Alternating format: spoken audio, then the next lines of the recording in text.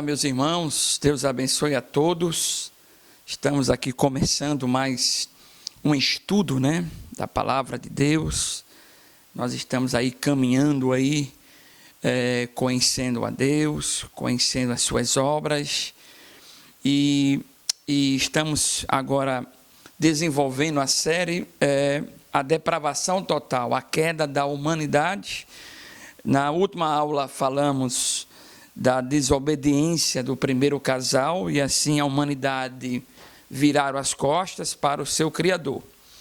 E esse estudo é muito interessante, é muito importante, essa doutrina da depravação total, porque só vamos entender de forma absoluta o plano da salvação se nós entendermos essa doutrina. Se a gente não entender a queda da humanidade e está ligado à nossa natureza, nunca vamos entender o que foi feito na cruz. Nunca vamos entender o porquê Jesus é o Salvador. Ora, se a gente declara que Cristo é nosso Salvador, e esse nome que é dado a Jesus, Salvador, ele indica que ele salvou o pecador de alguma coisa. É claro que você vai dizer que ele me salvou do pecado, mas que pecado é esse? Que história é essa que fez assim a humanidade estar distante de Deus? Enquanto o ser humano não entender a sua natureza, eu até digo, até o cristão, se ele não absorver, estudar a sua natureza pecaminosa, como a Bíblia apresenta, talvez vai faltar gratidão a Deus, talvez seja isso que está acontecendo nos dias atuais. Em nossos cultos, nós não celebramos, talvez na maioria das vezes, a graça de Cristo que nos salvou. Estamos mais celebrando, queremos em nossos cultos que Deus seja aquele garçom para servir aqui o vencedor, o campeão, o merecedor. Talvez falte entender mais de forma específica essa doutrina, a doutrina da depravação total. E hoje vamos falar o que essa queda afetou. Na aula passada falamos da queda do casal, Adão e Eva. A gente falou aqui que ele nos representa, o Adão nos representa, e a Eva também, a figura do casal representa a nossa humanidade. Então, hoje vamos falar da consequência, as consequências dessa rebeldia de Adão e Eva, e toda a humanidade acompanha essa rebeldia. Então, veja, apesar da humanidade, na história, pensar que pode alcançar um caminho de pureza, e aí eu cito a Renascença, o Iluminismo, o Romantismo, e onde a filosofia levava o homem a uma libertação, ali na Idade das Trevas, e o pensamento, a pintura, a escrita, conduzia o homem para essa libertação, a procura de uma pureza. Essa filosofia foi frustrada, com o advento das guerras, na Primeira e a Segunda Guerra Mundial, e aí houve aquela depressão e muda totalmente a filosofia nessa temática se perde. E aí a pergunta é, mas por que a humanidade não consegue encontrar, através da filosofia, através do discurso, a pureza? Porque o ser humano, veja, tudo ao nosso redor desenvolveu, absolutamente tudo. Quem diria, há anos atrás, a gente pudesse estar filmando em uma máquina e vai ser transmitido esse estudo para o mundo todo, pode alcançar, melhor dizendo, o mundo todo. Quem diria? Quem pensava uma coisa dessa? Então veja que tudo que está ao redor do homem desenvolveu, e cada dia que passa vai melhorando a sua tecnologia. Mas a problemática é que quando você liga e escuta um rádio ou lê um jornal, você vê que o mesmo homem lá, desde Adão, desde o homicida, o Caim, e aí Caim teve inveja do seu irmão, como diz lá em Gênesis, há muitos anos atrás. E aí quando você pega o jornal, ou escuta um rádio, ou assiste uma televisão, e acontece o mesmo homicídio. Está acontecendo a mesma coisa, ou seja, o homem melhorou por fora, mas por dentro ele é a mesma natureza, a natureza pecaminosa. Então, diante dessa pergunta, o porquê o homem não consegue desenvolver, assim como ele desenvolve por fora, a Bíblia vai responder essa pergunta de forma clara, e é isso que vamos mostrar aqui nesse estudo.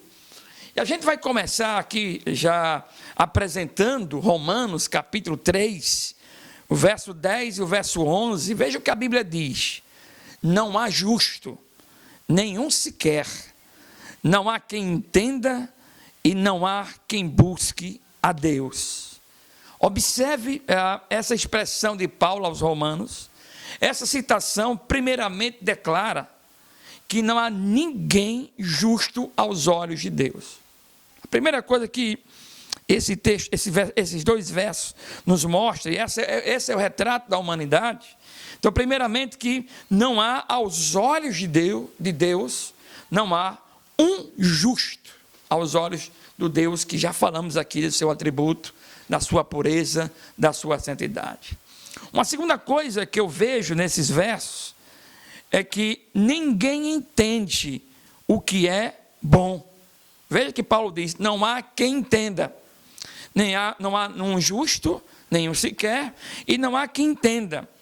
Então, a primeira coisa é que o homem, devido à sua natureza, ele não consegue entender o que é bom. E a terceira coisa que eu vejo nesses versos é que todos são incapazes de procurar a Deus. Veja que a Bíblia diz: não há quem busque a Deus. Então veja aqui essa problemática. O homem abandona Deus lá em Adão, vira as costas e procura assim o seu próprio caminho, e até hoje é assim. A humanidade, ela quer ser livre do seu Criador, foi criado para glorificar o seu Criador, mas aí vira as costas e abraça as filosofias, e aí o retrato que a Bíblia apresenta é que, aos olhos de Deus, não há nenhum justo. O homem procura a sua justiça própria, e aí se torna uma vaidade, e ele não consegue. Quando ele está desconectado do Deus que é amor, esse homem não compreende absolutamente nada do que é bom para si. Veja, diante desses versos que Paulo apresenta, que ninguém é justo, não há nenhum sequer, ninguém entende e ninguém busca a Deus, isso significa que o homem é incapaz de fazer o bem, de entender o que é bom, ou até mesmo de desejar o que é bom. Por isso que a humanidade não consegue desenvolver, porque ele é incapaz, longe e desconectado do seu Criador, né? E o Criador fez esse homem, essa mulher, a sua imagem e semelhança, para glorificá-lo, né? Para resplandecer a sua glória. Esse homem, quando está desconectado com o seu Criador, ele se torna incapaz. Ele se torna incapaz de compreender, porque a sua natureza está longe do seu Criador.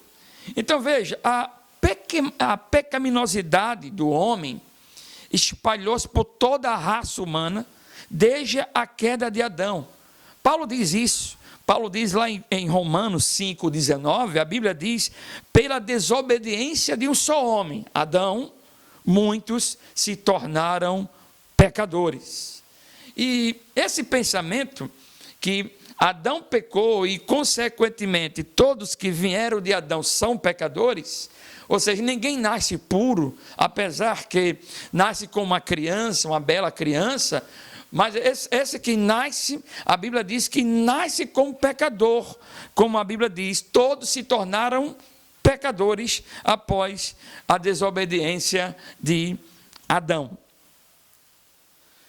O próprio Senhor Jesus, ele nos ensinou em relação a essa natureza que vem de Adão, porque Adão desobedeceu. O próprio Senhor Jesus falou lá no Evangelho de Marcos, capítulo 7, verso 20 a 23, ele diz assim: nada sai do corpo físico do homem que seja agradável de olhar ou agradável de cheirar. Da mesma forma que não existe nada que saia do coração do homem que seja agradável a Deus. Aqui está se referindo para a salvação. Então, veja o que Jesus diz. O que sai da boca do homem, nada é agradável. Ele fala também aqui que não existe nada que saia do coração do homem que seja agradável. Isso se chama o seguinte: a natureza, ela está corrompida. O homem pode praticar boas obras, ele pode ajudar as pessoas pobres, ele pode tentar fazer algo de bom. Mas o problema não está nas ações, está na natureza. Porque ao mesmo tempo que ele pratica algo que é bom, a sua natureza também se orgulha. Tanto se orgulha em fazer as coisas ruins aos olhos de Deus, tanto ele se orgulha também de fazer as coisas boas. Então, o homem por si, ele tem uma natureza perversa, ele tem uma natureza que está caída, corrompida. Então, tudo que passe por essa fonte, seja coisas boas ou seja coisas ruins, está corrompido. Porque até as coisas boas que o homem possa fazer, ele vai levantar um altar para que ele seja honrado devido ao bem que ele está fazendo. E Jesus fala: nada que sai do coração do homem agrade a Deus. Então, o que eu quero dizer nessa noite, e essa doutrina, ela bate em cima disso, todas as pessoas que nascem em pecado. E é preciso que se diga isso, porque ninguém nasce puro. A única pessoa que nasceu puro foi Adão, e a mulher quando foi assim criada. Mas o restante, depois de Adão, como Paulo diz, por um só, houve uma desobediência na história da humanidade, então todos se tornaram pecadores. Mas aí tem mais. Em Romanos, Paulo diz, em Romanos 3, verso 12, Paulo, assim como eu já falei, Paulo diz: não há quem faça o bem, não há nenhum sequer. Entenda, ninguém entende o bem. Esse é o pensamento bíblico. O homem e a mulher, a humanidade, ela não tem nenhuma condição de praticar algo e dizer: está vendo, Deus, isso que eu estou fazendo aqui, eu mereço o teu céu. Absolutamente, a Bíblia diz que ninguém. Veja, não só todos os homens, como a Bíblia diz, são mortos no pecado, escravos dele, mas suas mentes estão obscurecidas pelo pecado. Então, não é somente a natureza do homem, mas toda a sua natureza, a sua mente, depois que Adão peca, e todos vieram de Adão, e todos que nascem da natureza, a Bíblia diz que todos que nascem da mulher são pecadores. As mentes da natureza humana, elas estão obscurecidas pelo pecado. Paulo declara em Efésios, capítulo 4, verso 18, o que Paulo diz: obscurecidos de entendimento, alheios à vida de Deus, por causa da ignorância em que vivem, pela dureza do seu coração. Veja que coisa interessante. Veja as consequências do pecado na vida da humanidade. As mentes de todos os seres humanos que nascem obscurecido do entendimento da revelação do Criador. Então eles estão alheios à vida de Deus, ou seja, o homem nasce com a natureza pecaminosa, longe da vontade de Deus, e se tornam ignorantes em relação a Deus, e seus corações estão duros. Isso é interessante que a gente pontue aqui, é bom que eu repita: ninguém nasce santo, Ninguém nasceu com a natureza zen, ninguém nasceu com a natureza totalmente pura, não, nasce em pecado, porque vieram de Adão. Se você, aí eu repito, né, como eu falei no outro estudo, se você for no pé de manga, você não vai encontrar o fruto, um abacaxi, vai encontrar manga. Então, todos que vieram de Adão, nascem em pecado também, porque Adão era um pecador. Agora, veja, no que diz a respeito aos judeus descrentes, veja o que Paulo diz para os judeus daquela época, em 2 Coríntios, capítulo 3, verso 14 e verso 16. Paulo diz: os sentidos deles se embotaram. Ou seja, os sentidos daqueles judeus religiosos que lia aí o Antigo Testamento, por causa da dureza do coração, da sua natureza pecaminosa, eles não entendiam. Aí Paulo diz: o véu está posto sobre o coração deles. Quando, porém, algum deles se convertem ao Senhor, algum deles se convertem ao Senhor, o véu lhe é retirado. Aqui já está mostrando aqui como é o operar do Espírito Santo na vida de uma pessoa. Paulo está dizendo, enquanto eles não estiverem em Cristo, eles estão obscurecidos, eles estão com um véu, né? Aqui é um costume oriental, as mulheres usavam um véu para esconder o seu rosto. Então, Paulo está dizendo o seguinte: o coração do homem, quando nasce, ele nasce com o coração com um véu. Quando essa pessoa se converte ao Senhor, o véu é tirado e esse homem começa a enxergar, por causa de Cristo, começa a enxergar a vontade de Deus. Observe, meus irmãos, João explica porque os corações duros e obscurecidos de descrentes evitam a luz da verdade de Deus. Veja o que João vai dizer aqui no capítulo 2. Ele diz: o julgamento é este, que a luz veio ao mundo, ou seja, que Cristo veio ao mundo, e os homens amaram mais as trevas do que a luz, porque as suas obras eram más. Pois todo aquele que pratica o mal aborrece a luz e não se chega para a luz, a fim de não serem arguidas as suas obras. Quem pratica a verdade aproxima-se da luz. Aqui Jesus está, aqui o Evangelho de João apresenta, o julgamento é esse, que Jesus veio como a luz, mas os homens amam mais as trevas do que a luz. Você pode falar, mas pastor, eu vim de um lar que minha mãe me ensinou como andar ser um bom cidadão, respeitar as pessoas. Muito bem, isso aí são consequências das obras. Mas eu estou falando aqui da natureza. A minha natureza, ela por ser pecadora, a minha natureza que aqui brota do coração, ela tem vaidade, as vaidades de praticar essas boas obras.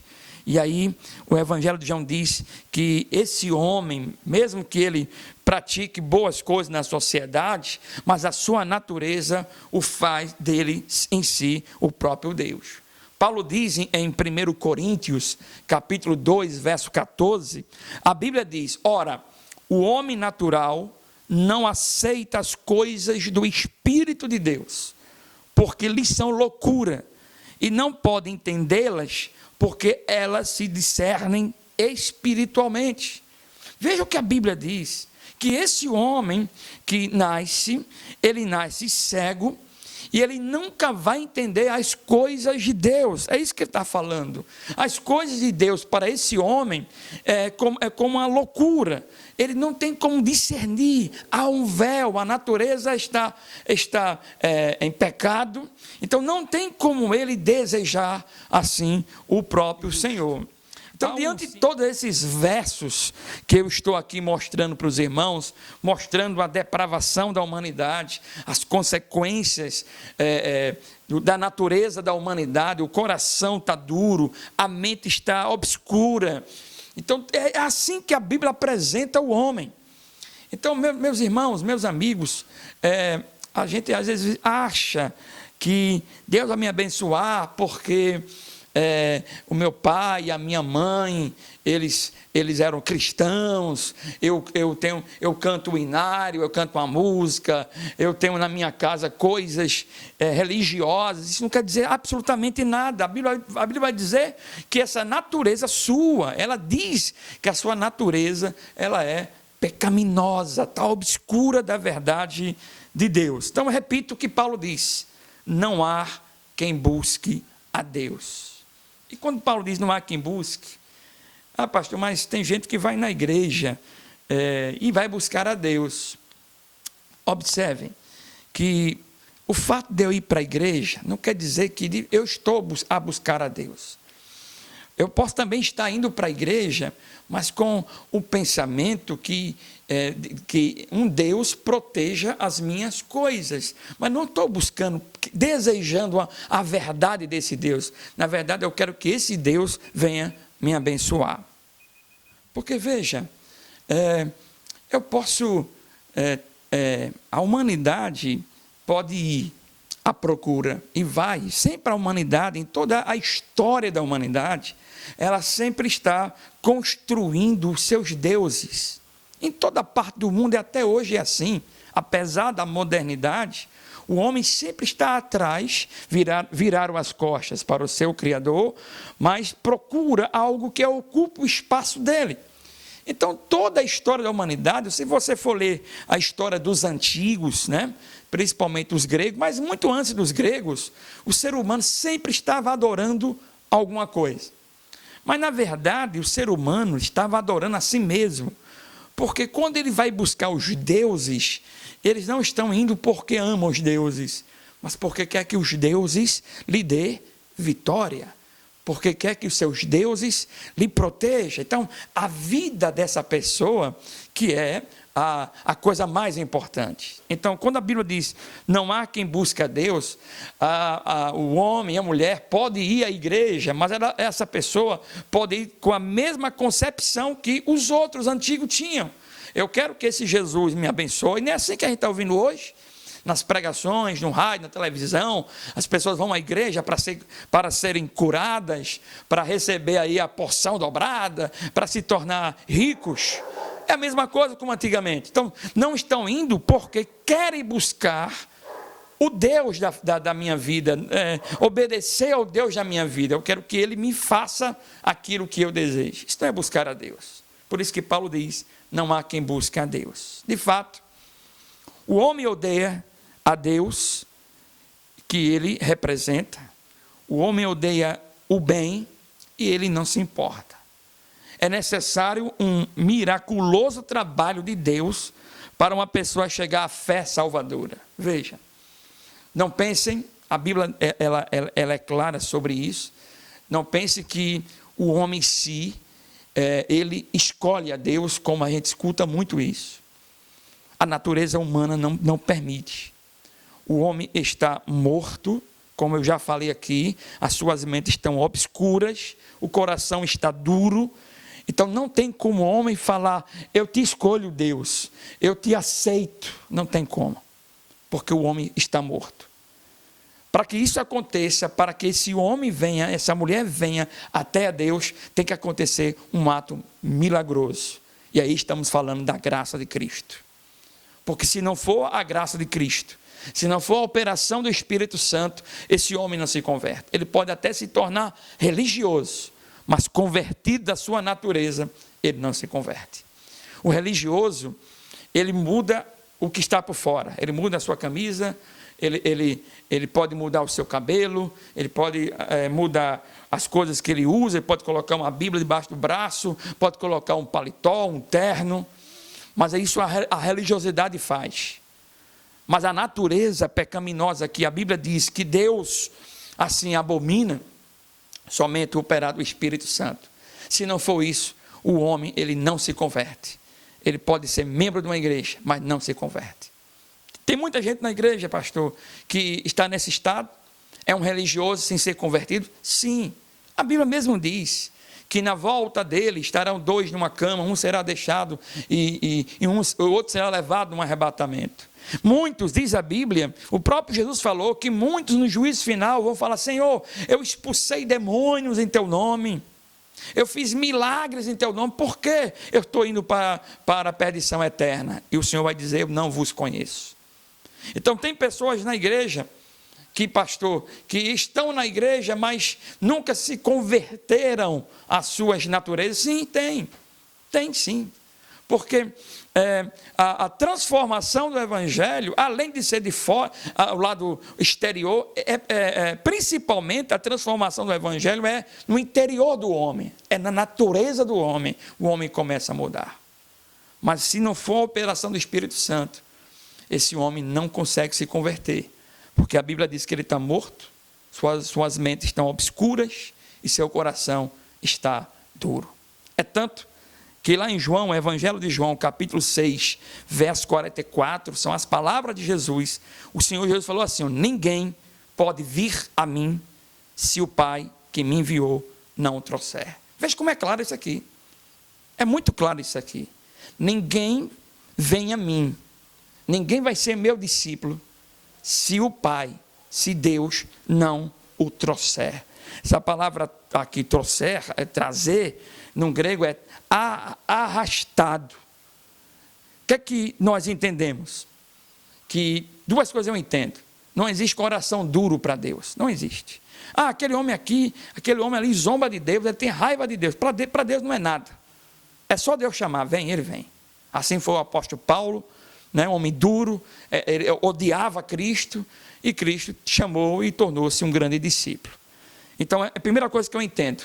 Então, não existe coração duro. E outra coisa que eu entendo, quando Jesus fala que é o Pai que traz, é que o homem, a natureza humana, não consegue, por causa dos seus pecados, por amar o pecado, a lei do pecado está sobre ele, e ele não consegue.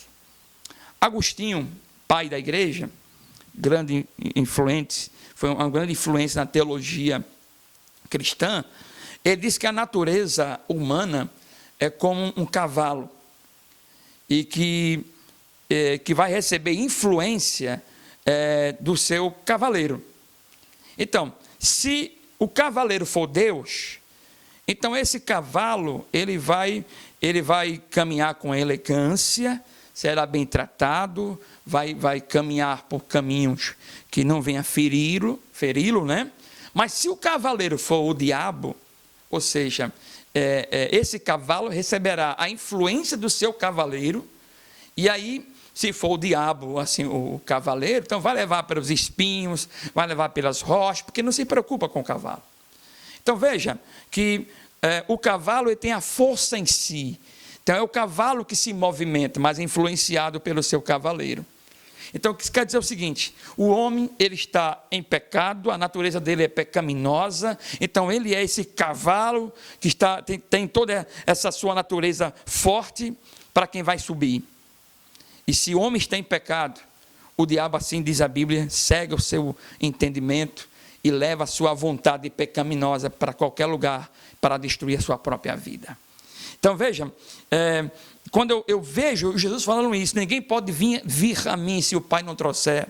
Isso quer dizer que ninguém pode escolher seguir Jesus. Todas as pessoas estão atadas pelo pecado. O homem natural não quer se submeter e servir a Deus. O homem, com essa natureza, ele rejeita a soberania de Deus em sua vida. Observe, meus queridos, a vontade do homem natural está atada pelas correntes do pecado, que afeta seu entendimento e visão. Então, diante disso, eu faço uma pergunta aqui para nós.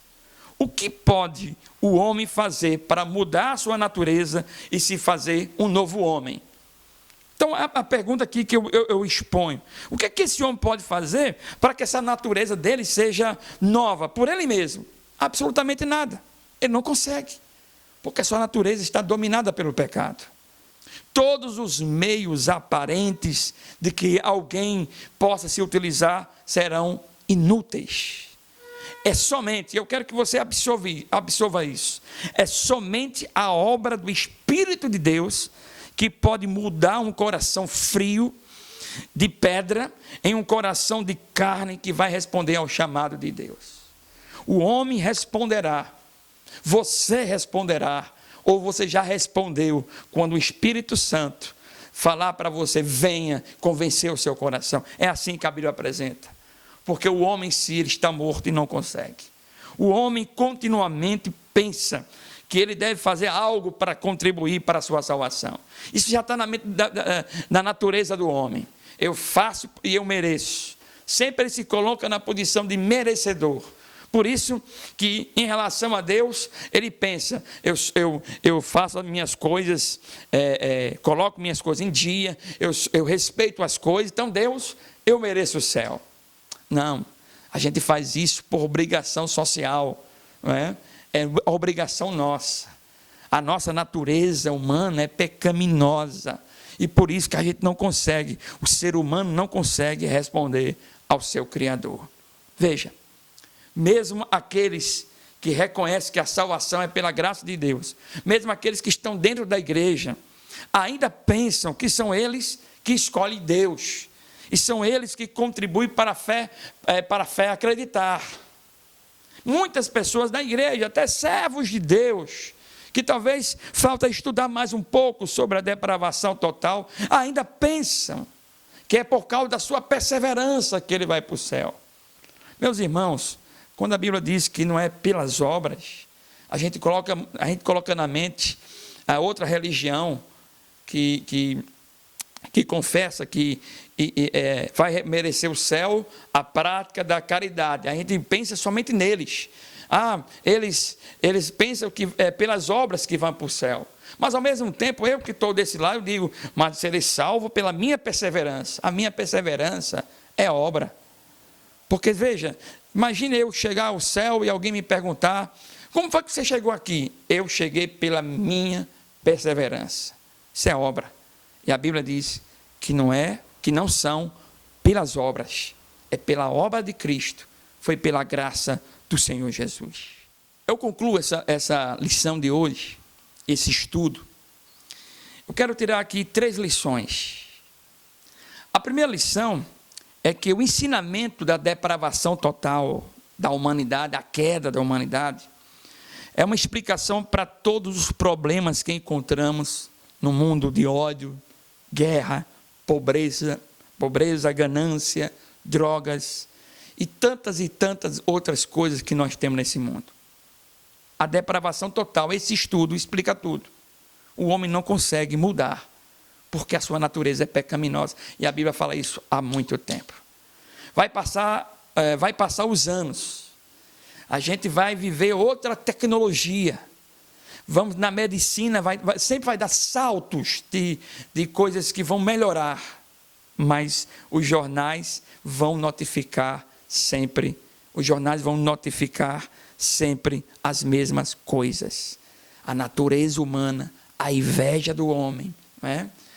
O querer estar no lugar do outro, o homicídio, a corrupção, nunca vai mudar. Você está percebendo que é a natureza que é o problema? E não são as coisas, e sim a natureza. Eu lembro aqui do Santos Dumont, que criou o avião, e ele se alegrou com esse feito, né? Mas ele viu a sua obra, o seu avião na guerra.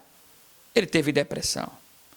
A tecnologia é tão boa que facilita, até hoje, facilita a vida de muitos, estava sendo feito para a guerra.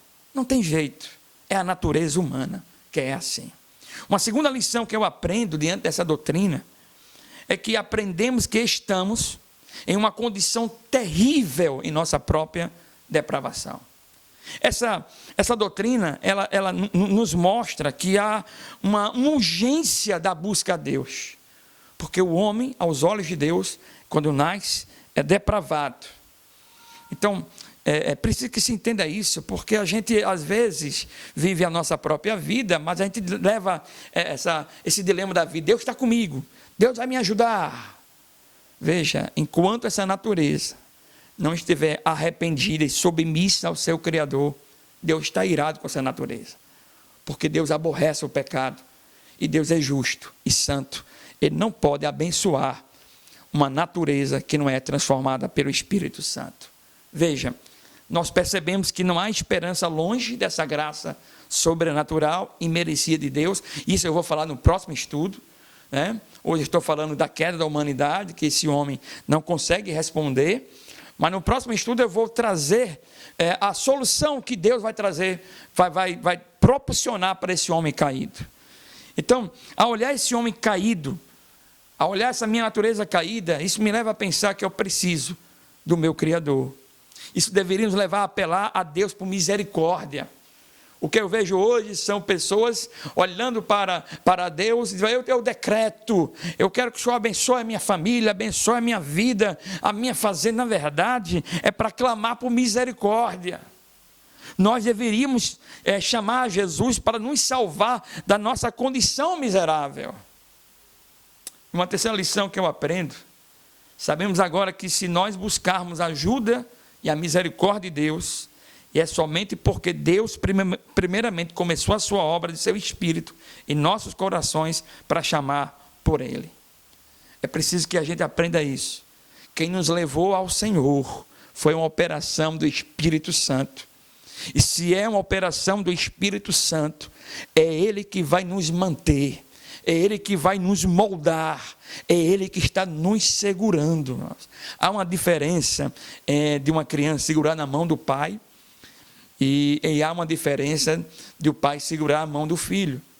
Quando a criança está segurando a mão do pai, qualquer pedra que ele venha a tropeçar, ele cai, porque é ele que está segurando, porque depende dele. Agora, se o pai segurar na mão de um filho, qualquer tropeço que o menino possa assim cair,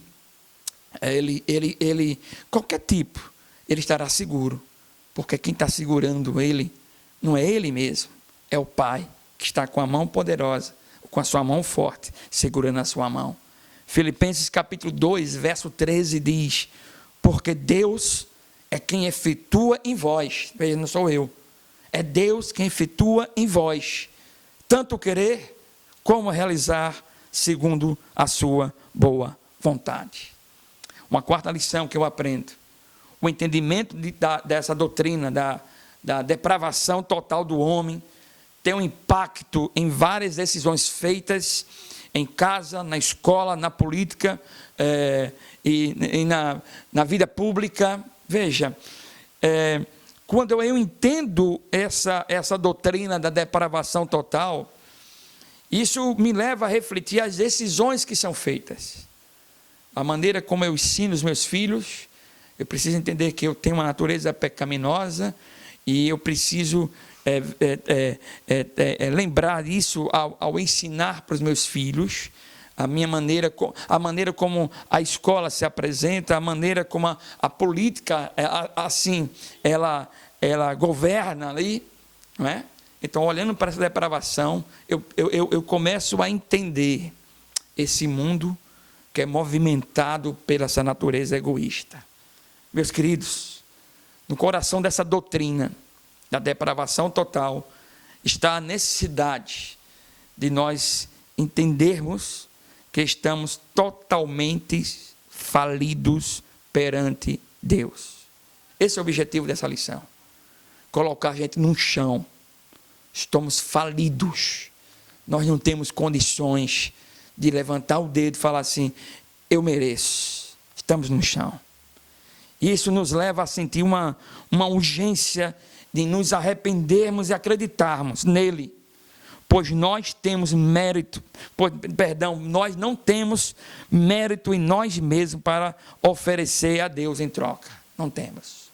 A salvação vem de Deus somente, através de Cristo somente, pela graça somente, através da fé somente, que nos é dada como um dom de Deus, para a glória de Deus somente. Isso vamos aprender nas próximas lições do plano de Deus para esse homem falido que está no chão. Deus tem um plano para mim e para você.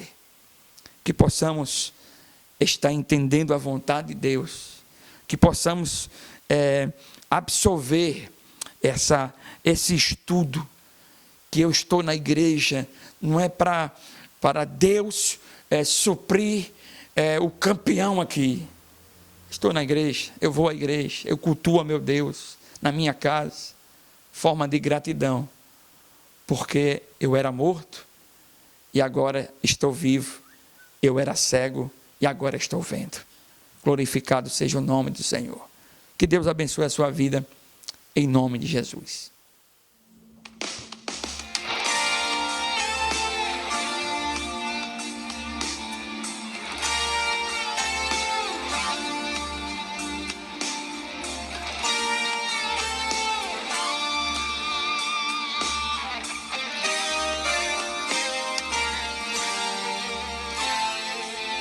Antes da cruz estava condenado, eu carregava o peso do pecado, até que Deus me concedeu a chance de ser regenerado.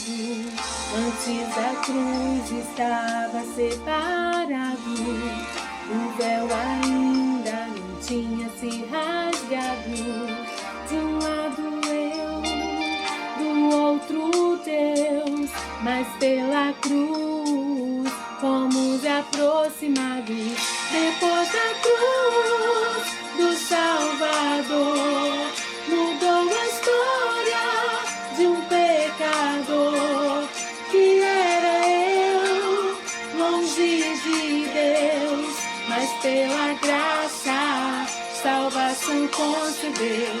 Depois da cruz do Salvador, os sonhos mortos de um sonhador que era eu, longe de Deus, mas pelo seu favor meus sonhos reviver.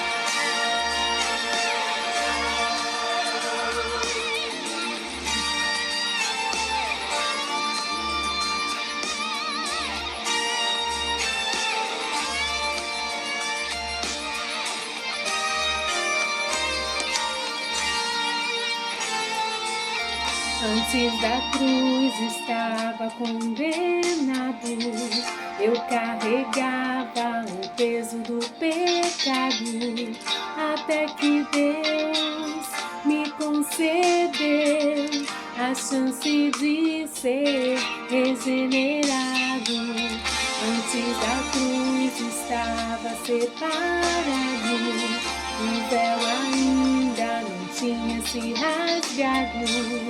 De um lado eu, do outro Deus, mas pela cruz fomos aproximados. Depois da cruz do Salvador, mudou a história de um pecador que era eu, longe de Deus, mas pela graça salvação concedeu. Depois da cruz do Salvador, os sonhos mortos de um sonhador que era eu, longe de Deus, mas pelo seu favor. Quando ele morreu, eu também morri. Quando ele reviveu, eu também revivi.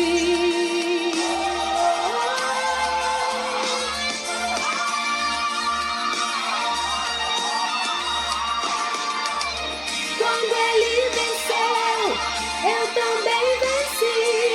Ele subiu ao céu, eu também vou subir. Eu vou subir.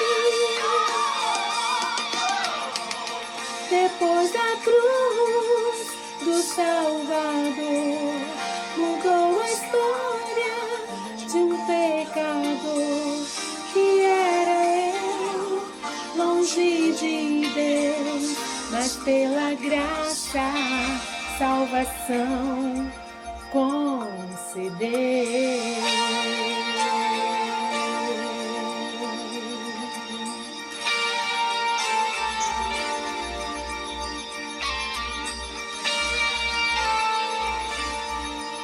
depois da cruz.